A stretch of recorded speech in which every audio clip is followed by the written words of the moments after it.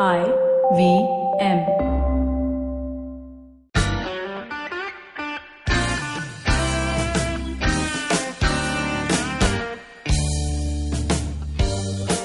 Welcome to the Filter Koffee Podcast.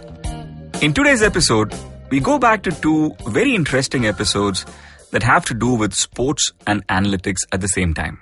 In the first one, I go back to the very second episode of this show when we spoke to Ramky, who is the founder of Sports Mechanics, but is more famous as the guy who brought the concept of Moneyball to Indian cricket by way of video analytics and performance management.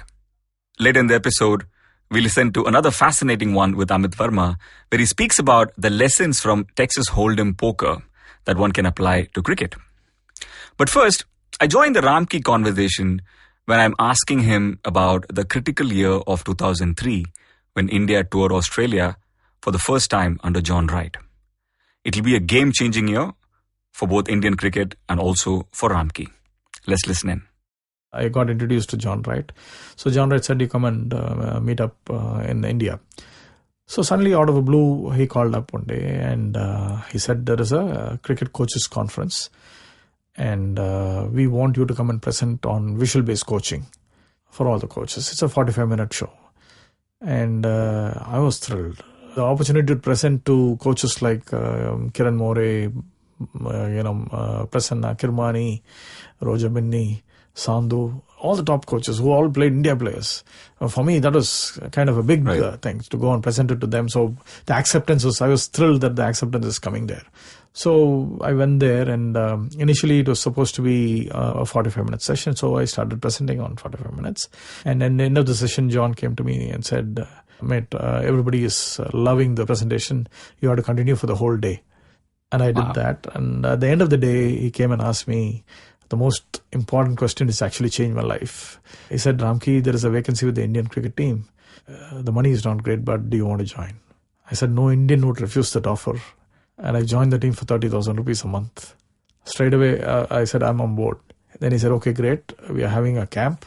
You come over there and I'll organize everything. You come over there. This is before the Australia 2003 tour to Australia. Yeah. But were you at this point aiming for this? Was this the end game for you from that perspective? As I said, I just wanted to be accepted everywhere. And whoever was willing to listen to me and whoever was willing to try it out, I just went there. I didn't have any plans of, here I go, then I do this. And it was never structured. So when I went there and it was in National Cricket Academy, the camp was there. And we filmed all the players. End of the day, John asked me to wait at the audiovisual room of the National Cricket Academy. And I was there sitting all alone. And he sent all the players one by one, all the big fives. And I didn't know they were evaluating me. So they came and they discussed very interesting discussions there. But I was very, very confident because I was doing that. I mean, I've done that for 20,000 cricketers. And being a good student of the game, you also pick up a lot of skill sets from all the top coaches in the world. I've learned from the best in the business. So, and day in, day out, right? That was, today, and I have so much of knowledge about, I can take on any coach in the world in terms of technique part of it or skill acquisition, all that part of it. Because you're just, passionate student of the game. So we picked up those and we started, telling the players at that level. I was very confident as to why something happened. And this is the first time somebody is explaining as to why it is happening. And that too, to an India elite level cricketer. So fortunately, everybody gave a good opinion and I was on board the Indian team. Let's put this in perspective, right? I think everybody who's followed Indian cricket knows the impact that John has had. But prior to this, how was this working? Right? Before John came on board, what will be a typical Indian meeting before the game look like? John was in my opinion, he's the architect for setting up the high performance platform for the Indian cricket team. He laid the foundation and it got built up over the years through various coaches. And when we came in and we didn't have a physio, we had a physio, but again, it's like Dr. Ali Irani. Dr. Ali Irani was a coach, but there was no trainer. The physio was all in one. So he brought in a physio, he brought in the trainer, and he brought in me as an analyst. So I was thrown in there, and I knew that I can play a great role in the skill acquisition part of it. But being part of a team is providing, one is helping them in their game preparation and providing strategies for winning, right? That is exactly what needs to be done. So I asked Rahul Dravid as to what kind of team meetings happen. And he said, nothing. We all used to assemble in a coach's room. It was all informal setup. We used to order French fries and samosas. And last minute we'll have tea. And last 5 minutes they'll say tomorrow's an important game. They'll say Kelo. Yeah. So that was what was communicated to me at that point of time. And I said I was a little taken aback. And I said, let's change this. So when I started asking for data on the opponents, they said, no, we don't collect anything. We just, a couple of us have played against them. So whatever we remember, we'll, pass it on to the youngsters. So I said, I asked Saurav whether he knew somebody in ESPN. And he said, why? I said, look, I want the complete tapes of all the Ashes series. Just happening. I mean, just England played against Australia in the Ashes, so I would want those tapes. So he said, okay, fine, I'll get it for you. And he landed in Australia with 25 VHS tapes. Wow. And my first tour with the Indian team in Australia, for the first week, I was locked inside the room, digitizing those 25 VHS tapes and then mining that and extracting the insights for the players. For each player. The first time ever, Indian cricket team had opposition intelligence. And it's all visual, and it's not gut feel based. It's all actual facts in terms of the strength and weakness of the opponents and the patterns around that. So we started doing that, and that was very, very well received by the team. Everybody found, hey, here's a guy who's doing something very different. So at this point, who are the champions for you within the team? We of course know the team has the Fab Four. There's John. There's everybody else. But who's really believing in this in the playing 15? At this point of time, everybody were skeptical. People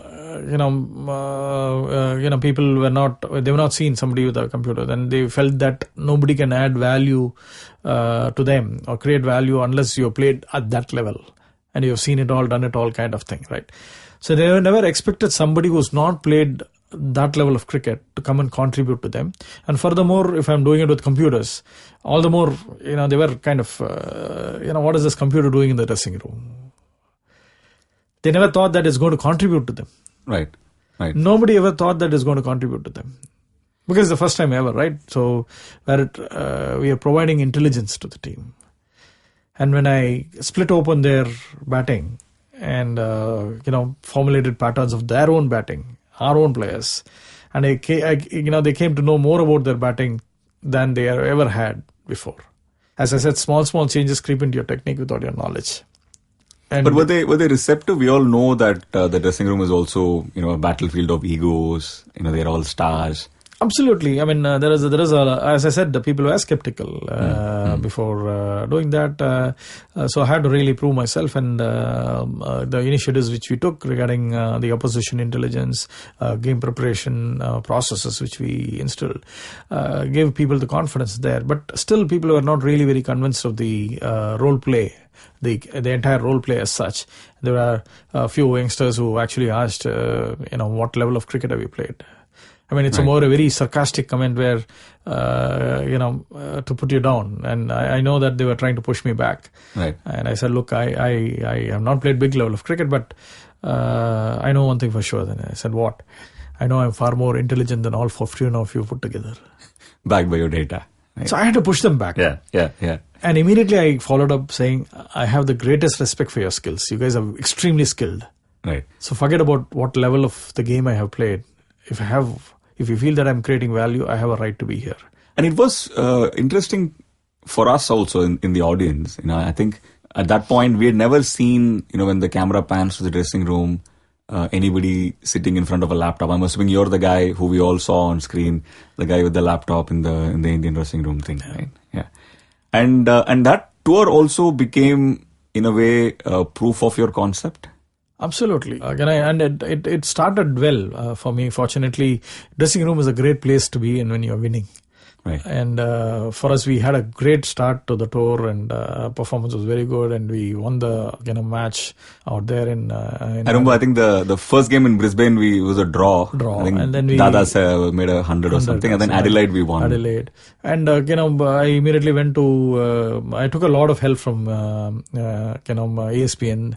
I used to sit in their van and collected all the footages, different camera angles, everything which can help the players prepare for their game better. Every bit of information I was going in search of. Right. Then I said for the first time, which has not been done earlier, it is very important for, you get the view, what is shown on TV is from a bowler's from the behind of the bowler. But for a bowler to understand what he's doing and his body movements and everything, you need from the front. So the front view of the bowler is required. So I went and requested ESPN to give me all the front view of the bowlers. So that gave me additional input to talk to the bowlers as to what they were doing. And particularly it's very, very important for them when they're coming back after an injury or after a break. As I said, small changes creep into your technique. So how do you find out? And only if you are able to get the right content. So I know it's different now, but back then, what is the lead time before you give? Was it at the end of day's play on every day or the end of the match? How much time? Because you will take a lot of time to digitize this and bring it back as well. No, it is done real time. When we went, when I joined the team, it was done real time. Because I was very, very strong on the video front. Everything in the video encoding, video capturing, everything we were very strong because we had done about for 3 years we were doing day in day out on that. Right. So we are kind of experts at that, and we are able to manage every situation. I was even climbing a ladder. It's about 25 feet to put my cameras out there to get the right camera angles. I was very particular about that because the way you position your camera is very, very important. And because based on that, only the coach is going to provide a feedback. So if I move my cameras to off stump, the stance will look as though you are open. Right. And the coach, if he's not aware of the camera calibration, he might change somebody's technique saying your stance is open, so bring it more closed. Right. Or if you have your camera on the leg stump, it's going to appear closed. For somebody who's having a normal stance, you're going to open them up. So it is very, very important that the camera or positions are very carefully understood by everybody. A lot of people today are doing video analysis, or they claim they are doing video analysis, but there are a lot of points which need to be taken to be made aware. It's not about doing something fancy, it's about providing the utility. Right. So at this point, are you using the ESPN cameras or, the broadcasters' cameras, or are you also employing your own? Yeah, we had. I just started with using ESPN cameras and getting. I know that they had multiple. You have a typical international match production is about ranging from 26 to 34 cameras. So whatever view you want, it's about. That is where my initial days of working on 20,000 cricketers. So what camera angle will give me what kind of information? So I clearly knew that, and I used to go and get the tapes from the ESPN and digitize that and provide that. And that's Australia was a big success. The team was very convinced of, and I started. First, it was kind of it's a big thing for me to be along with the Test cricketers, Indian cricketers, which there, and slowly I settled down. I started bringing about a lot of changes, to help the players prepare for the team better. So how did it pan out after 2003? Are you now a permanent part of the Indian Test team? Yeah. So initially it was a big hassle to get things done, even to buy a laptop, because nobody in BCC also understood the role play. None of the players understood. So where's the question of the administrators understanding? So I had real issues there in terms of getting the laptop or anything sanctioned. It is one of the greats of the game. He actually intervened and they said, is he asking a laptop for his personal use? He's asking for something for the team. And, I used him and I got, all the laptops and everything was delivered to me the same day evening. Was he a playing great or an exterior great? Exterior great. Sunil Gavaskar was the person, he was there. And, when I told him that I need better laptops and to provide better things, he said, you're working with the Indian team. Right. So you need to get the best. On that note, we'll take a quick break on the Filter Koffee Podcast and be right back. Hello, everybody. Welcome to another awesome week on the IVM Podcast Network. If you are not following us on social media, please make sure you do. We're IVM Podcast on Twitter, Facebook, and Instagram. Instagram was a big week for us this week. We crossed 10,000 followers. Also, you should check out the kind of stuff that we do over there. Get a look into the studio. And, see some of the quotes and stuff like that come out and audiograms and, all that other kind of good stuff. So, let me tell you about two new shows that are coming up, right? So, the first one let me talk to you about is ABCD. This show is hosted by Farhad and Sunetru. They share the ABCDs of their queer lives and dig into the memories and experiences. Tune in for a new episode every week on Tuesdays. Another show we're really excited to bring you is called Feeding 10 Billion. This show is hosted by Good Food Institute's Varun Deshpande and Ramya Ramamurthy. They talk to experts in the food industry about rethinking protein and reimagining food systems in India. New episodes out every Tuesday for this show as well. Also, Simplified is completing 150 episodes. My God, I can't believe that we're already there. They need your help to celebrate this milestone. Send us theories, concepts, or questions that you have using the hashtag Simplified150 on Twitter, or send us a DM on Instagram. And Chuck, Naren, and Shriketh will answer your questions on episode 150. On The Seen and the Unseen, Amit is in conversation with journalist and author Akshay Mukul. They deep dive into his book about the Gita Press. On Paisa Vaisa, Anupam is joined by founder and CEO of Markets Mojo, Dr. Mohit Patra. They talk about minimizing risks and maximizing returns and understanding investment behavior. On the Empowering series, Zarina is joined by celebrity fitness coach Bakr Nasser. He talks about the importance of exercising and how he started his own indoor cycling studio, Topspin. On Vartalab, Akash and Naveen talk to Tejinder Singh, the man behind the popular Insta handle Kamakha Photo Artist. On Golgappa, Trupti is joined by Monica Godbole, who shares her experience working on the set and how she found her passionate calling to creativity. On Pulyabazi, Saurabh and Pranay talk to Divyanshu Poddar, co-founder of Rocketeers, India's first solid fuel-powered model rocket kit manufacturer. On Kinetic Living, Coach Urmi shares a workout routine called Seated Twisted on Tabata Tuesdays, and on Thriving Thursdays, she highlights the benefit of nutrient-dense foods. And with that, let's get you on with your show. Welcome back to the Filter Koffee Podcast. My chat with Amit Varma was entirely unplanned or unprepped for. We decided that it is going to be at the confluence of math and sport, and pretty much we winged the rest of it. My favorite part of this chat is when we speak about poker, something both of us love, and how cricketing lessons can be learned from that. Amit, you wrote an article recently about how lessons from poker can be applied to cricket, right? My first question to you is the answer. If I were to answer it, I'm always looking at it from a romantic point of view, right? I can never enjoy cricket as a percentage game or as anything else for that matter. But with poker, it is the number is very clear, right? You're always playing probability, right? Even though you don't necessarily call it that, even if you're playing a kitchen game, there is a calculation in your mind, and it's more math in your mind than anything else, right? From a cricketing perspective, I think in one of the earlier episodes we did was with this gentleman called Ramky, who runs this company called Sports Mechanics, and we spoke at length about how the Moneyball advent happened to Indian cricket, and that was very, very late. I think the 2003 India tour to Australia was probably the first time that we took video analytics pretty seriously, and John Wright was responsible for a major part of that, right? I think today we've come to a stage where there is a lot more data at the administrative level. I think people are working on different models, people are identifying talent, etc.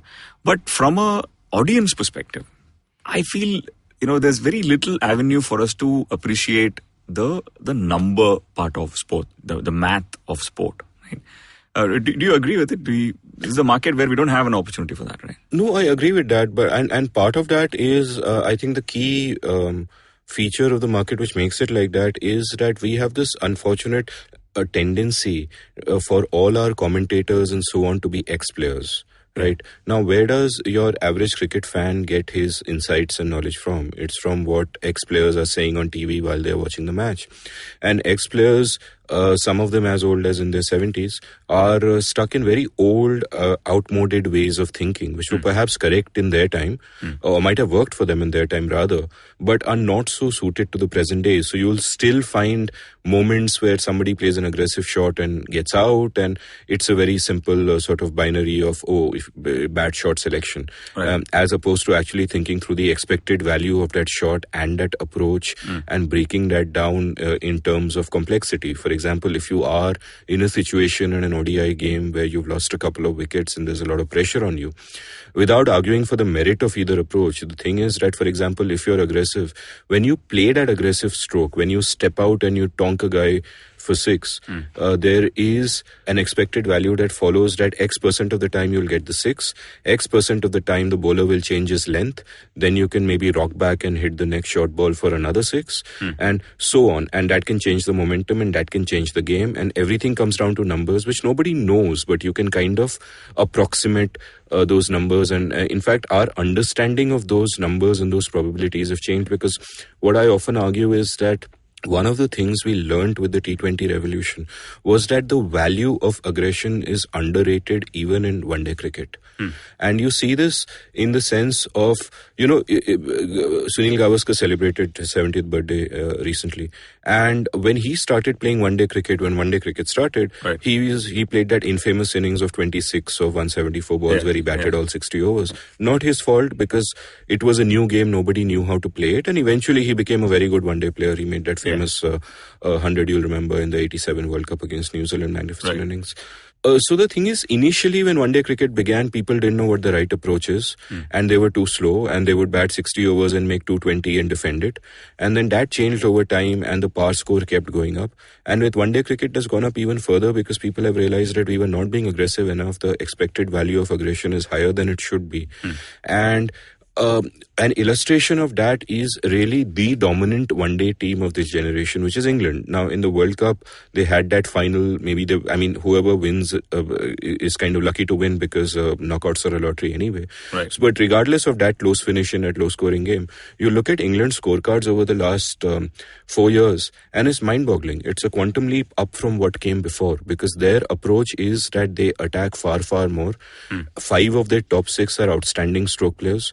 And even the 6th is Root, but Root's role is more of a builder and an insurance and so on.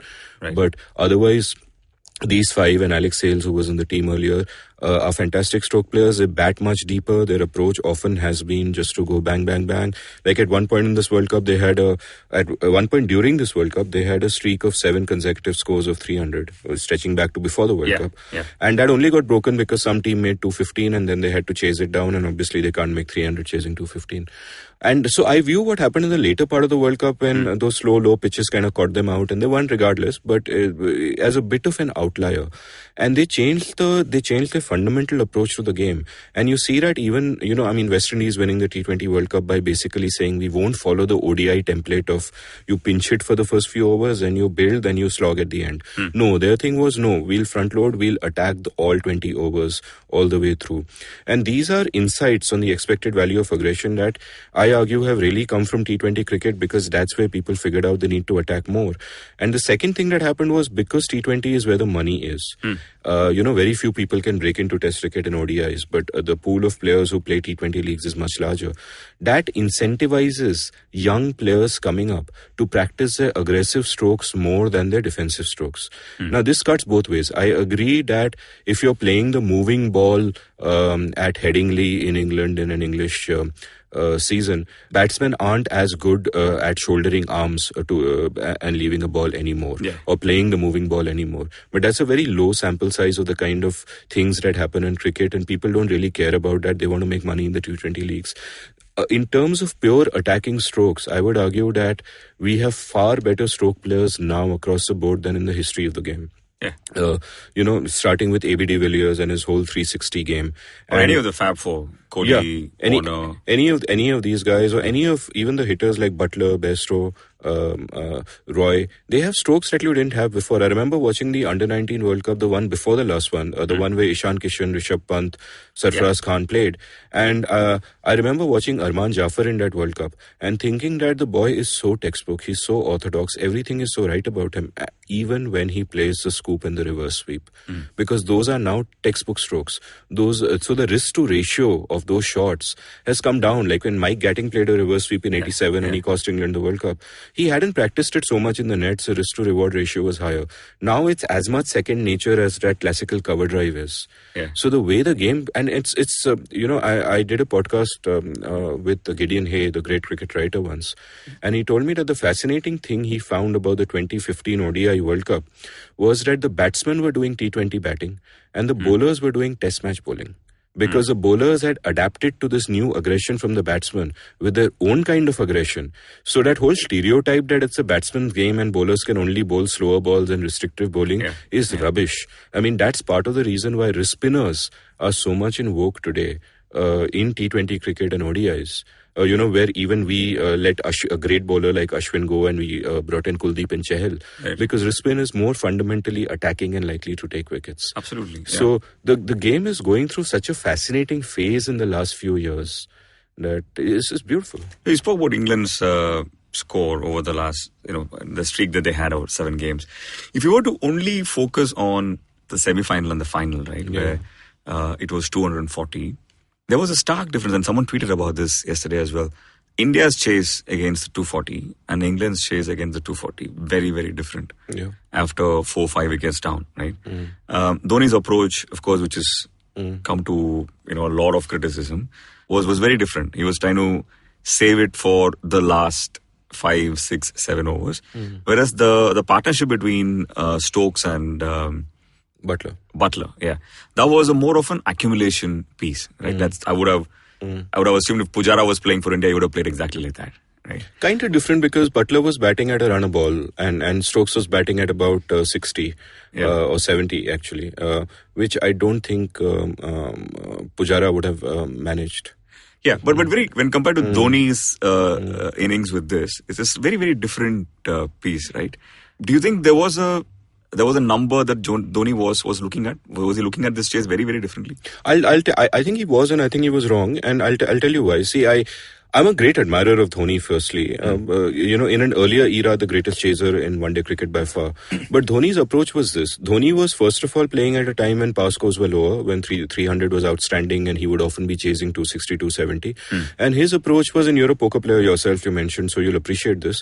His approach was a classic exploitative poker approach, which is basically what you exploit your opponent's mistakes. Right. So he would recognize during a chase that under high pressure, people make mistakes, and he would say, that I will not make mistakes myself in terms of trying to accelerate too much. I will wait for the crunch in the last couple of overs when the other guy will make mistakes. We're trying to bowl a Yorker, he'll bowl a full toss, or trying to bowl wide Yorkers, he'll actually bowl wide and stuff like that, and I'll exploit those. Well, that was this week's episode. If you want to listen to the full episodes, please do so on the IVM Podcast app or ivmpodcasts.com. You can also follow us on our social media. We are at IVM Podcasts on Twitter and Instagram. And if you want to reach out to me, I am _Karthik. That's Karthik with an H on Twitter. And Filter_Koffee. That's coffee with a K on Instagram.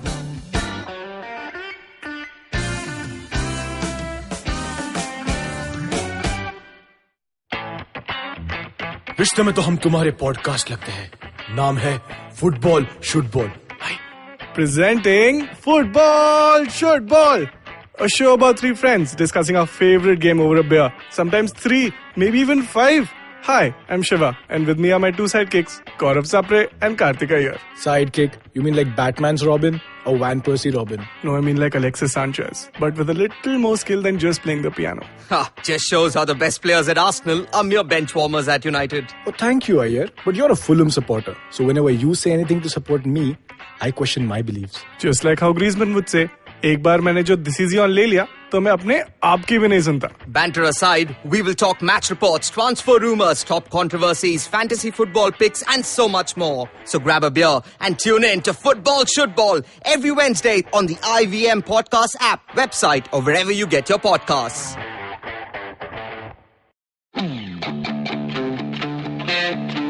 What do we have to do?